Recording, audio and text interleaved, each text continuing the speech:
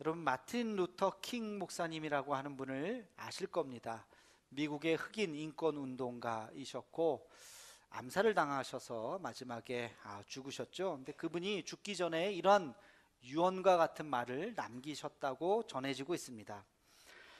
이제 내가 이 세상을 떠난다면 거창한 장례식을 삼가해 주세요.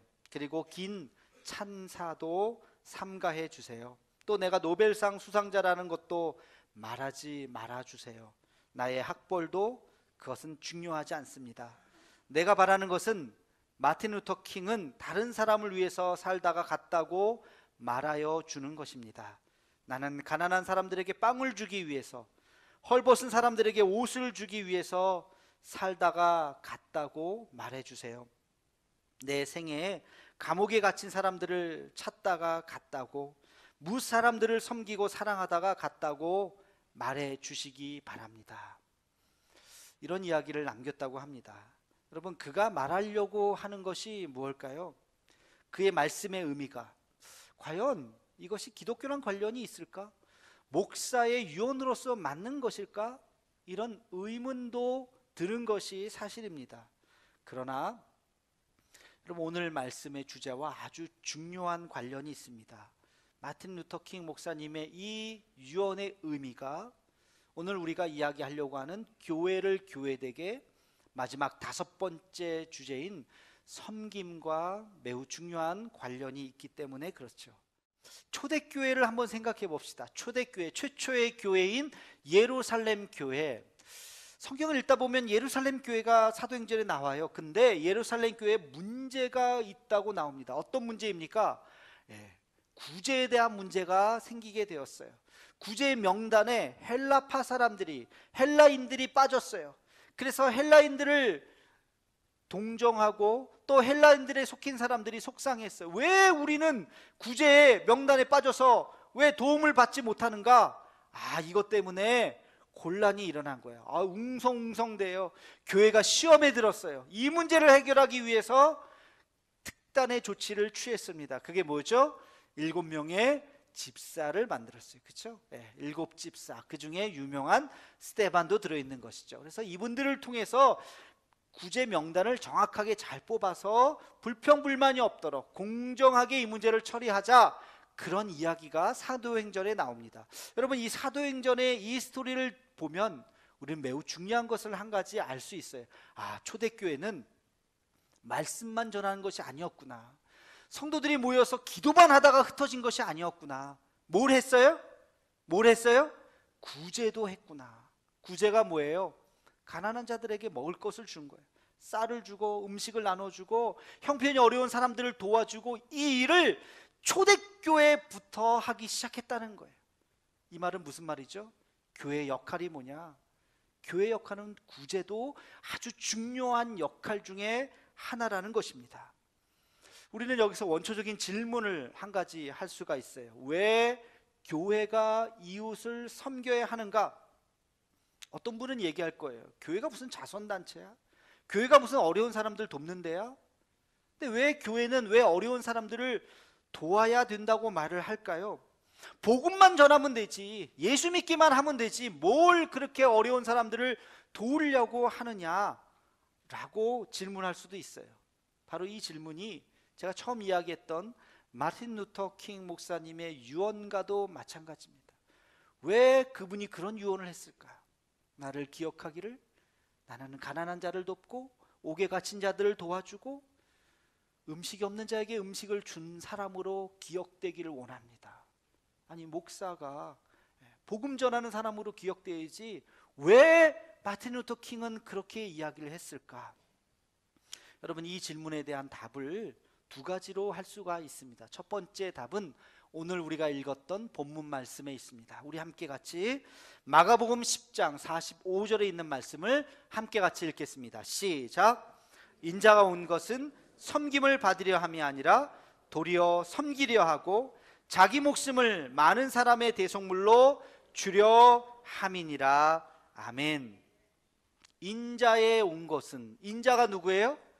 예수님이 이 땅에 온 것은 섬김을 받으려 함이 아니라 섬기려 하고, 섬김이라고 하는 단어가 나오죠. 내가 이 땅에 온 것은 섬기려고 왔다. 그렇게 예수님은 자기 자신에 대해서 이야기하고 있습니다. 그러니까 예수님을 따르려고 모인 우리가 그리스도인이라고 이야기하죠. 그리스도인은 그리스도를 따르는 사람들입니다. 그리스도를 따르는 사람들도 똑같이 예수님처럼 섬기려고 우리는 예수님을 믿어야 한다는 것이죠. 섬기기 위해서, 섬김이 우리의 목적이 되어야 할 줄로 믿습니다. 예수님께서 섬김에 대해서 보여주신 장면이 한 가지 나옵니다. 마지막 잡히시기 전날 밤에 제자들과 함께 같이 만찬을 하세요. 식사를 하세요. 우리가 흔히 최후의 만찬이라고 이야기하죠. 그 최후의 만찬에서 예수님께서 하셨던 중요한 퍼포먼스가 하나 있었어요. 그게 뭐예요? 그게 바로 세족식이었어요. 세족식. 제자들이 한 명씩 한 명씩 오니까 그들의 발을 씻기셨어요. 발은 어떤 곳이죠? 발은 우리 몸에서 가장 더러운 곳이에요. 발 만지는 거 좋아요? 싫어요. 그렇죠? 발 만지면 아우 왜 발을 만지냐고 막 그래요. 부부간에도 발 만지는 거 별로 좋아하지 않잖아요. 그렇죠? 발 씻겨주는 거 별로 이렇게 부끄러워하고 그러잖아요. 가장 더러운 거, 가장 가리고 싶은 곳이 바로 발이에요. 그 발을 예수님께서 씻기셨다는 것입니다. 이 얘기는 뭘까요? 섬김이란 네가 하고 싶은 거, 네가 하기를 원하는 것이 하는 것을 아니라 하고 싶지 않은 거, 힘든 거, 어려운 것, 그것을 하는 것이 섬김이다 하는 것을 우리에게 말씀해 주고 있습니다. 하나님께서 우리에게 재능을 주셨어요. 그 재능을 통해서 우리는 가장 하기 힘든 일들, 어려운 일들, 그 사람들을 섬기는 것, 그것이 하나님께서 우리에게 주신 사명인 줄로 믿습니다. 하나님께서 여러분들에게 무엇을 주셨습니까? 노래 잘하시는 분들 아름다운 목소리로 찬양을 하는 거예요. 미술 잘하시는 분들 그것을 통해서 우리가 세상을 섬기는 거예요. 각자 주신 하나님의 사명이 다 있습니다. 그것을 가지고 가장 힘들고 어려운 사람들에게 다가가서 그들을 위해서 섬기는 것이 바로 진정한 섬김이라고 하는 것입니다. 또 한 가지 우리가 섬겨야 하는 이유가 있습니다. 그것은 교회에서 말하는 이 사랑이라고 하는 것, 이 사랑을 실천해야 되기 때문에 그렇죠. 지난주 말씀 읽었었는데 다시 우리 한번 보겠습니다. 요한일서 3장 18절 말씀입니다. 요한일서 3장 18절 우리 함께 같이 읽겠습니다. 시작. 자녀들아, 우리가 말과 혀로만 사랑하지 말고 행함과 진실함으로 하자. 아멘. 행함과 진실함으로 하자. 사랑을 할 때 말로만 하지 말고 진짜 실천을 하라는 거예요. 사랑이란 뭘까요? 실천하는 거예요. 말이 아니라 행동이라는 것입니다. 행동하지 않은 사랑은 미완성이에요. 행동할 때, 실천할 때 그 사랑이 완성이 되는 것입니다. 예일대 신학대 교수로 있는 미로슬로프 볼프라고 하는 교수님이 이런 책을 쓰셨어요. 책 제목이 행동하는 기독교예요. 행동하는 기독교. 여기에 보면 이런 말을 합니다. 우리의 삶 전체에서 그리스도가 드러나게 하라. 내 자신이 드러나는 것이 아니라, 내 욕심이 드러나는 것이 아니라 우리의 삶을 통해서 예수 그리스도가 드러나게 하는 삶, 그게 행동하는 기독교인의 모습이라는 것입니다. 여러분 한번 스스로에게 질문해 볼까요? 우리의 삶을 통해서 그리스도가 드러나십니까? 내 하루하루를 통해서 내가 만나는 모든 사람들에게 내가 그리스도를 전하고 있습니까? 여러분, 기독교는 관념론이 아니에요. 머릿속에 그냥 그렇지 하고 알고 있는 것에서 그치는 것이 아니에요. 생각만 변한다고 되는 것이 아니에요. 행동이 변해야 하는 것입니다. 천국과 지옥을 모르는 사람들에게 복음을 전해서 천국과 지옥이 있습니다 하는 것을 가르쳐줘요. 그러면 그 사람이 천국과 지옥이 있구나, 내가 죽어서 천국 가야지 라고 끝난다면 그것은 미완성의 복음이에요. 그러면 천국과 지옥이 있기 때문에 지금의 삶이 변해야 되는 것입니다. 천국이 있다는 것을 아는 사람의 삶은 변해야 되는 것입니다. 여전히 내 욕심 차리고 여전히 더 움켜쥐려고 하고 여전히 더 많이 가지려고 하는 삶이 아니라 천국이 있구나, 주님이 기뻐하시는 삶이 무엇인가를 고민하면서 나누며 베풀며 그렇게 살아가려고 노력하는 삶, 이것이 진정한 복음의 삶이라는 것입니다. 생각의 변화가 행동의 변화까지 나가야 하는 것이죠. 성경에 보면 겸손하라고 이야기하죠. 겸손을 배웠습니다. 그러면 겸손하게 살아야죠. 머리를 숙이고 더 인사를 하고 더 좋은 말을 하고 더 자기 자신을 드러내는 것이 아니라 주님을 드러내고 상대방을 높이는 그런 삶을 사는 것이 행동하는 기독교라는 것입니다. 믿음을 배웠으면 믿음의 말을 하라는 거예요. 부정적인 말을 하는 것이 아니라 긍정적인 말 할 수 있어요. 주님이 함께 하신다면 가능합니다 라고 말하라는 거예요. 믿음의 말과 행동을 하라는 것입니다. 사랑을 배웠으면 사랑의 말을 하라는 거예요. 품어주라는 거예요. 이해하라는 거예요. 용납하라는 것입니다. 이것이 행동하는 그리스도인이라는 것입니다. 우리의 삶을 통해서, 매일매일 삶을 통해서 그리스도가 드러나는 그러한 삶을 살아가는 저와 여러분의 삶이 되기를 주의 이름으로 축원합니다. 마지막으로 생각해 보아야 할 것이 있어요. 우리가 섬김을 이야기하다가 교회를 우리가 집에 비유했을 때 지붕을 섬김이라고 그랬어요. 그런데 이 섬김에는요 단계가 있어요. 단계가 있어요. 섬김에 단계가 있다는 것을 여러분 꼭 기억해야 돼요. 섬김의 단계가 몇 단계가 있을까? 5개의 단계가 있습니다. 한번 잘 생각해 보세요. 첫 번째는요 나눔이에요. 나눔이 뭐죠? 내가 갖고 있는 것을 주는 거예요. 우리 얼마 전에 우리 태국 선교 가기 전에 태국에 옷을 가져가려고 합니다. 안 입는 옷, 여름옷이나 겨울옷 아무거나 괜찮으니 갖다 주세요 그랬죠. 그래서 많이들 가지고 오셨죠. 이건 뭐예요? 나눔이에요. 내가 갖고 있는 거 그것을 좀 같이 나누자. 명절 되면 우리가 쌀 나눔해요, 그죠? 쌀 한 10kg씩 우리 함께 같이 해서 어려운 이웃들과 함께 같이 나눕시다. 그러면 여러분들이 많이 동참해 주세요. 그건 나눔이에요, 그죠? 나눔은 섬김의 제일 첫 번째 단계예요. 물론 이것도 실천하기가 쉽진 않아요. 내 거 이거 주기 아까운데 머뭇. 그래도 우리 그리스도인들은 잘 또 나누죠. 여기까지는 그래도 우리가 마음 먹으면 누구든지 할 수 있어요. 두 번째 단계가 있어요. 두 번째 단계는 봉사예요. 봉사. 이것은 나눔은 별로 흘리는 게 없어요. 근데 봉사는요 흘리는 게 하나 있어요. 그게 뭘까요? 땀을 흘려야 돼요. 땀을. 누군가를 위해서 땀을 흘리는 것이 봉사예요. 이번에 오후 예배 때 우리 태국 선교 갔다 온 영상도 보여주고 또 간증도 하게 될 텐데, 엄격하게 말하면 선교라기보다는 선교 봉사 활동이에요. 우리가 가서 거기서 열심히 봉사했어요. 우리 대한민국의 아줌마들 가면 어디서든지 잘할 수 있는 게 뭐예요? 김장 담그는 거. 지금 태국에요 김장이 엄청나게 김치가 엄청나게 인기래요. 그래서 우리 200봉다리 만들어 가지고 그거를 다 전도도 하고 하는데 나눠줬어요. 얼마나 맛있던지. 그런 것도 했어요. 다리미질 얼마나 잘하셨는지 몰라요. 그것도 막 했고요. 저는 페인트 칠을 했는데 언제 제가 해봤습니까? 그냥 가서 그래도 이렇게 열심히 또 하고 노력봉사, 땀 흘렸습니다 우리가. 그럼 그것이 봉사죠. 봉사. 이게 2단계예요. 두 번째. 그리고 세 번째 단계가 있어요. 그것은 헌신이에요. 헌신. 봉사는 뭘 흘린다 그랬어요?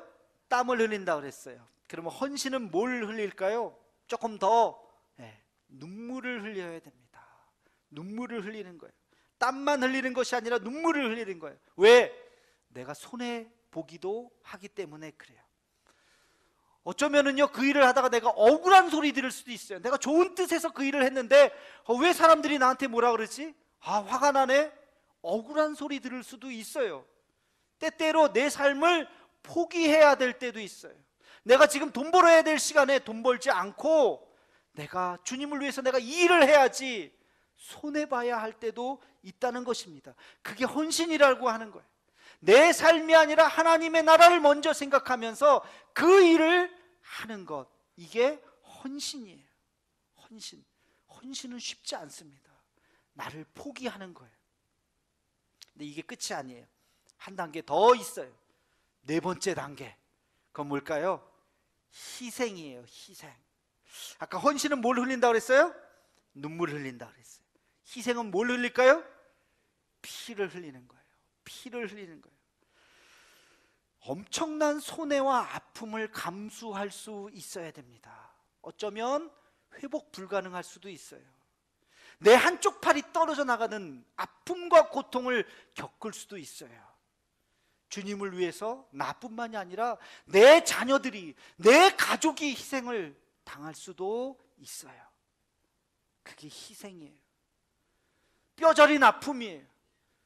거기까지 가야 된다는 것입니다. 근데 이게 끝이 아니에요. 마지막 다섯 번째 단계, 희생보다 더한 단계가 있어요. 그건 뭘까요? 뭘 주는 걸까요? 목숨을 주는 거예요. 순교예요. 순교. 내 하나밖에 없는 내 생명을 주는 거예요.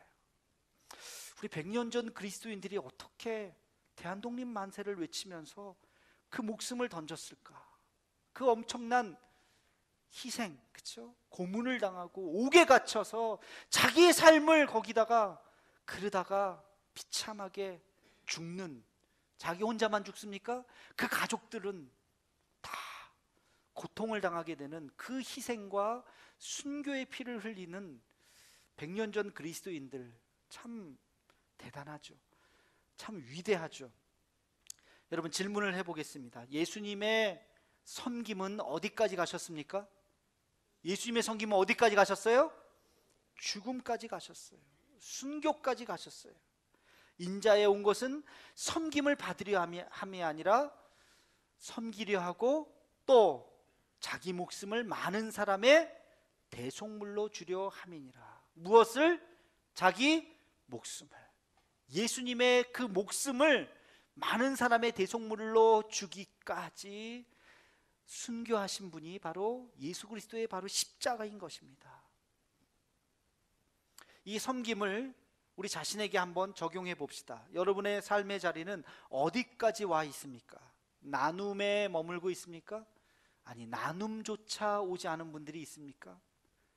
나눌 때 뭐 좀 합시다 그럴 때 머뭇머뭇 거리십니까?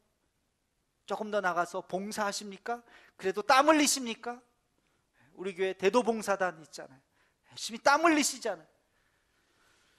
헌신하고 계십니까? 눈물을 흘리십니까? 내가 갖고 있는 그 무엇인가를 드리는 헌신을 하고 있습니까?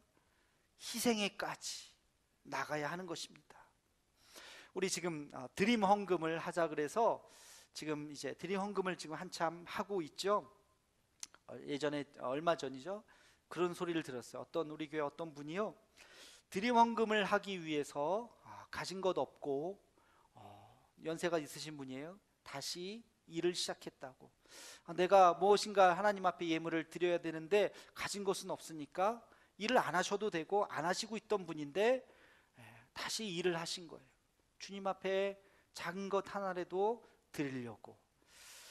제가 그 얘기를 듣고 참 마음이 먹먹하고 아프고 감동이 되고, 하나님께서 받으시겠다 그런 생각을 했어요. 금액이 중요한 거 아니에요. 안 해도 돼요. 뭐 우리가 명단 공개하는 것도 아니고 모르는 척하고 나 없는데 뭐 그러고 안 하실 수도 있어요. 근데 그분의 마음속에 그게 부담이 된 거예요. 주님을 위해서 내가 무엇인가를 그래도 해야지, 다시 그래도 내가 일할 수 있으니 다시 일을 하자. 그리고 그거 가지고 하나님 앞에 드리는 거예요. 제가 그 얘기를 듣고 깨달은 것이 있어요. 예수님께서 과부의 2렙돈을 그래서 칭찬하셨구나. 금액이 중요한 게 아니에요. 부자가 드렸던 그 금액은 나눔일 수 있어요. 내가 많이 가졌는데 뭐 그 중에 하나 드리지, 이거는 그냥 나눔일 수 있어요. 그러나 과부의 2렙돈은 희생이었던 것입니다. 자기의 목숨 빼고 나머지를 다 드린 거잖아요. 똑같은 헌신도 똑같지가 않아요. 여러분, 우리가 지금 이 자리에 똑같이 예배를 드리죠. 그러나 우리의 마음은 똑같지 않을 것입니다. 어떤 분들은 정말 간절하게 이 예배를 통해서 하나님을 만나는 사람도 있을 것이고, 어떤 분들은 그냥 앉아서 한 시간을 때우는 분들도 있을지도 모르겠어요. 하나님께서 받으시는 것은 다 다른 것입니다. 희생이라고 하는 것은 주의 일을 하다가 나를 버리는 거예요. 여러분, 100번 양보해서 나는 헌신할 수 있어요. 나는 희생할 수 있어요. 근데 내 자녀가 희생한다면, 내 가족이 희생한다면 결코 쉽지 않을 것입니다. 40 가까이 돼서 부르심을 받은 분이 있어요. 자녀들이 이미 컸어요. 초등학교 고학년이 되었어요. 그래도 이분이 결단하고 이제 주의 일을 합니다.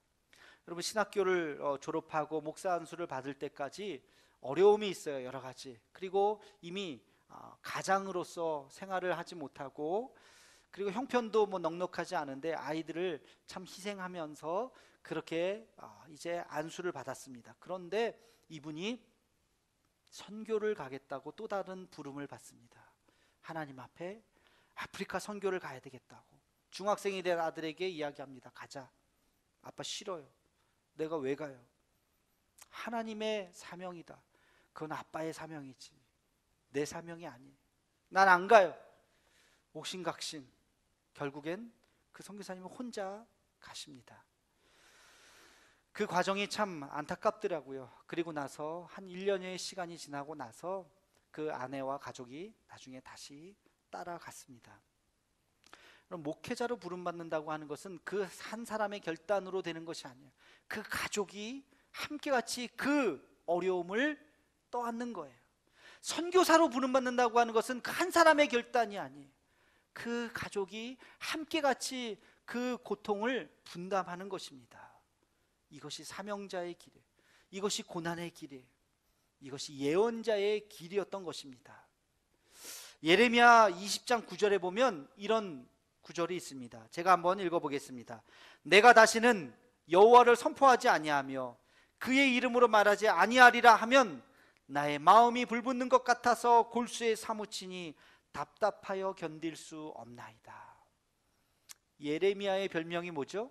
눈물의 선지자. 그가 하나님의 말씀을 선포할 때 사람들에게 조롱과 핍박과 고난과 고통을 당했어요. 그래서 내가 다시는 여호와의 이름을 말하지 않겠다. 예언자 노릇 내 이제 하지 않겠다. 내 평범한 일상으로 돌아가겠다 라고 생각을 했더니 하나님께서 내게 주신 마음이 그게 아니라는 거예요. 내 마음이 불붙는 것 같아서 이 사명을 감당하지 않고선 견딜 수 없습니다. 다시 주님의 사명으로 돌아가는 이 예레미야의 자기 고백. 여러분, 이것이 사명자의 길인 것입니다. 하나님께서 우리에게 사명자로 부르셨어요. 여러분, 다시 뒤돌아서지 말아야 하는 것입니다. 내게 주신 그 믿음의 길을 우리가 걸어가야 할 것입니다. 때로는 고난이 있고 때로는 내 희생만이 아니라 내 가족의 희생이 있을 수도 있어요. 그러나 그 길로 걸어가겠다고 마음먹는 것, 이것이 십자가의 길, 예수 그리스도의 길이고 이것이 우리 모두가 걸어가야 할 길인 줄로 믿습니다. 오늘 말씀의 제목이 뭐죠? 섬기라. 예수님이 본을 보이신 것처럼. 예수님이 어떤 본을 보이셨어요? 십자가의 길로 가셨어요. 그리고 우리에게 너희도 이와 같이 하라고 말씀하십니다. 우리에게 주신 그 사명자의 그 길, 때로는 고난과 아픔과 그냥 나눔 정도가 아니라, 그냥 봉사 정도가 아니라 때로는 눈물과 피를 흘리는 희생에까지, 어쩌면 우리의 목숨까지도 드리는 그 믿음의 길, 십자가의 길로 걸어가는 저와 여러분의 삶이 되기를 주의 이름으로 축원합니다.